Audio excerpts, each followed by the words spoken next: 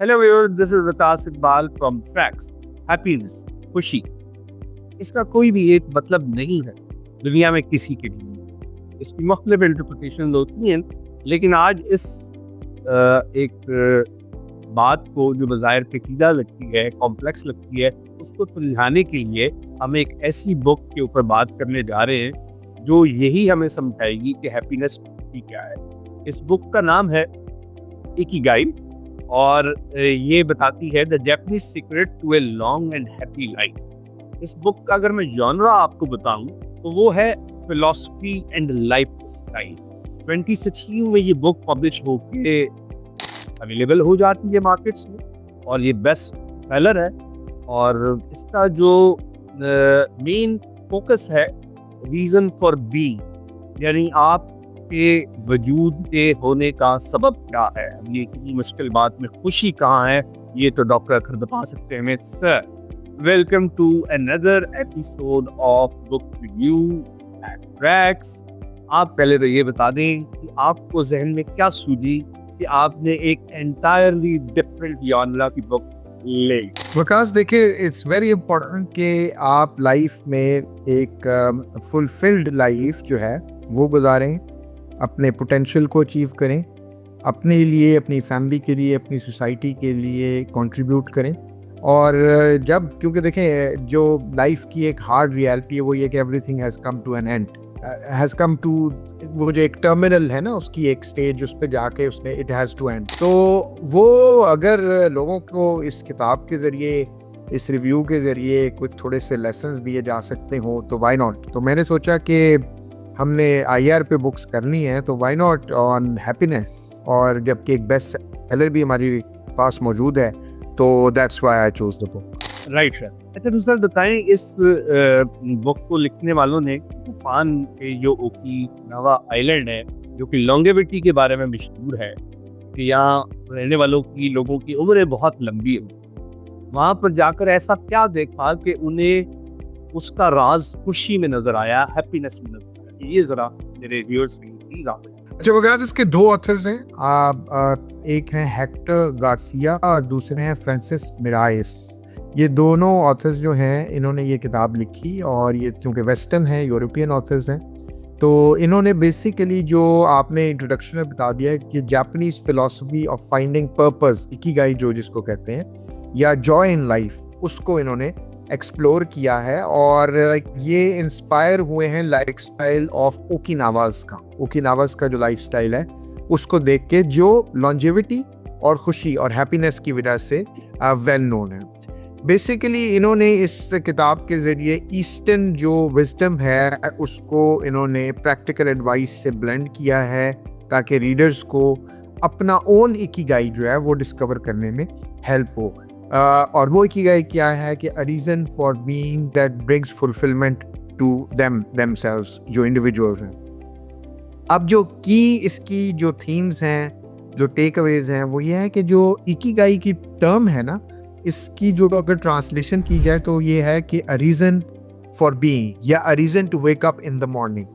और इसको जो ऑथर्स हैं वो उन्होंने इसको, इस कॉन्सेप्ट को इंटरसेक्शन ऑफ 4 एलिमेंट्स करार दिए हैं। वो कहते हैं कि 4 चीज़ें जो हैं, जिसमें पैशन यानी कि व्हाट यू लव, दूसरा आपका what you are good at, your vocation, तीसरा what the world needs, the mission, and finally your profession, what you can be paid for. इनके जो इंटरेक्शन है अगर, और इनके जो अगर आप राइट बैलेंसेस फाइंड कर लें तो आपकी लाइफ को मीनिंग भी मिलता है, आपकी लाइफ को एक सेटिस्फैक्शन भी मिलती है। और इसके लिए इन्होंने ओकिनावा को एक्सप्लोर किया, जो मैंने, आपने भी जिक्र किया और मैंने भी बताया कि place known for longevity, life expectancy बड़ी हाई है, और इसके अलावा हैप्पीनेस। वहाँ पे जाके इन्होंने, उसको ब्लू जोन कहते हैं, और वहाँ पे जाके इन्होंने लोगों की हैबिट्स को देखा। हैबिट्स को जब इन्होंने ऑब्जर्व किया तो 4 चीज़ें इनको नज़र आई। एक वाई ये है कि सोशल नेटवर्क्स लोगों के बड़े स्ट्रॉन्ग हैं, social networks, life long friendships और रिलेशनशिप। दूसरा हारा हाची बू जो है, ये है कि आपने फुल अपने आप को नहीं भरना खुराक से, खाने से, फूड से, बल्कि 70-80% तक आपने अपनी जो हंगर है उसको सेशिएट करना है और बाकी आपने 20% उसको रखना है ताकि आप हेल्दी रहें। Active lifestyle, plant based lifestyle और न्यूट्रिशन भी और exercise, regular movement like walking, gardening, nature से कनेक्ट करने के लिए ये करनी ज़रूरी है। और चौथी चीज़ जो इम्पोर्टेंट थी वहाँ पे वो थी positive outlook. Even in old age, यानी कि बुढ़ापे में भी आप अगर पॉजिटिव आउटलुक रखते हैं तो आप इकिगाई अपनी उसको एक्सप्लोर कर सकते हैं, उसको फाइंड कर सकते हैं। इसके अलावा आपके एक एंटी एजिंग माइंडसेट होना चाहिए। एंटी एजिंग माइंडसेट का मतलब ये है कि आप डीपली उन एक्टिविटीज से एंगेज करें जो आपको एब्जॉर्ब करें, आपको चैलेंज करें। इसको फ्लो स्टेट कहते हैं। इसके अलावा रेजिलियंस और स्ट्रेस मैनेजमेंट की कैपेसिटी बिल्ड करनी चाहिए। मेडिटेशन, योगा, ये चीज़ें बड़ी इंपॉर्टेंट हैं। और एक और चीज़ है जिसको वाबी साबी कहते हैं, यानी कि इम्परफेक्शंस लाइफ में एम्ब्रेस करना। हर चीज़ परफेक्ट नहीं है, ना परफेक्ट हो सकती है, और परफेक्शन की तरफ जाना नहीं चाहिए, बल्कि इम्परफेक्शंस को भी एम्ब्रेस करना चाहिए। तो ये बेसिकली कहते हैं, ऑथर्स रेकमेंड करते हैं, सजेस्ट करते हैं कि आपको प्रैक्टिकल स्टेप्स लेने चाहिए जिसमें आपको रिफ्लेक्ट करना चाहिए उन चीज़ों पे जो आपको एक्साइट करें। इसके अलावा आपको क्यूरियस रहना चाहिए, लाइफ लॉन्ग लर्निंग में एंगेज करना चाहिए। आपको अपने इर्द गिर्द सपोर्टिव लोगों को सराउंड करवा लेना चाहिए, वो सराउंड करें आपको, और स्मॉल जॉयज़ को भी इंजॉय करें।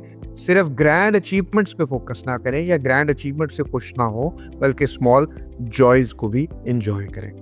तो ये है वकास इसका ओवरऑल क्रक्स और थीम। सर इस बुक पे बहरहाल मतलब जाहिर इसमें बहुत आसान अंदाज से बता दिया गया, इसके फैक्ट्स को तो नहीं रेजिस्ट कर रहा या रिजेक्ट कर रहा, लेकिन कहीं ना कहीं कुछ कमी तो होगी, क्रिटिसिज्म तो होगा, तो इसकी जरा एक अदर साइड भी होगी। जी वकास, इसकी जो मेजर स्ट्रेंथ्स हैं वो पहले बता देता हूँ, फिर क्रिटिसिज्म या वीकनेसेस वाली साइड को भी हाईलाइट करता हूँ। जो मेजर स्ट्रेंथ्स ये हैं कि सिंपल और इंस्पायरिंग बुक है, इजी टू रीड है, एंगेज है, मिक्स ऑफ स्टोरी टेलिंग है, रिसर्च भी है क्योंकि वो ओकिनावा का है जिक्र इसमें, फिर एक्शनेबल एडवाइस भी है जैसे एक्सरसाइजेज, न्यूट्रिशन, आपने कैसे डिस्कवर करना है आपका पैशन, आपकी वोकेशन, जो मैंने आपको 4 चीज़ें बताई हैं जिनकी इंटरसेक्शन पे आपने ऑपरेट करना है, ब्लेंड करना है। फिर होलिस्टिक अप्रोच है जिसमें मेंटल, फिजिकल, इमोशनल वेलबींग का ख्याल रखना ज़रूरी है कि गाइड फाइंड करने के लिए। क्रिटिसिज्म यह है कि कई जगह ये लग रहा है बुक के रेपिटेटिव हो रही है, बार बार रिपीट हो रही है, जिससे एक बोर्डम या एक वो जो रेपिटेशन की वजह से एक डिसएंगेजमेंट हो सकती है। फिर क्योंकि वेस्टर्न पर्सपेक्टिव है, वेस्टर्न ऑथर्स ने लिखी है, तो नॉन जापानीज ऑथर्स है, तो शायद सम नुएंसेस जो हैं वो सिंप्लीफाइड हो और नुएंसेस हैं वो सही तरह उनको अनकवर ना किया गया हो। ये क्रिटिसिज्म इसके ऊपर हो सकता है। और कुछ लोग ये कहते हैं कि सरफेस लेवल इसकी है, बहुत ज़्यादा डेप्थ में शायद नहीं गई है, लेकिन ओवरऑल आई थिंक कि इसकी वीकनेसेस कम है बुक की और ज़्यादा इसमें स्ट्रेंथ्स हैं। बेसिकली बहुत अच्छी है ये किताब उन लोगों के लिए जो लाइफ में डायरेक्शन और पर्पस फाइंड करना चाहते हैं। इसके अलावा जो चाहते हैं कि लॉन्जेविटी और हैप्पीनेस के लिए वो अपनी लाइफस्टाइल को लेके चलें। और फाइनली वो लोग जो अपनी लाइफ में एक सेल्फ फुलफिलमेंट की तरफ जाना चाहते हैं, कोई पैशन को अपने इग्नाइट रखना चाहते हैं और कुछ अचीव करना चाहते हैं, उनके लिए बहुत अच्छी किताब है। राइट सर, चले हम अपनी इस आज की टॉप को समेटते हैं अभी। हैप्पीनेस या खुशी, इसका मतलब सबके लिए एक जैसा कभी भी नहीं होता। एक इंडियन एक्टर एक लीडिंग रोल में भी नहीं आता।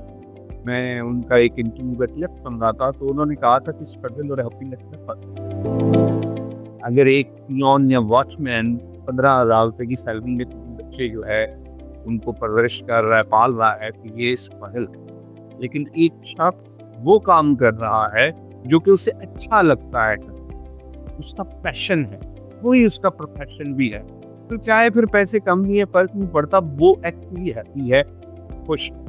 इस पे हम बात खत्म करते हैं। हम अपने व्यूअर्स से रिक्वेस्ट करेंगे कि उनके नज़दीक हैप्पीनेस का मतलब क्या है, तो वो हमें ज़रूर कमेंट में बताएं। Till next time, take care.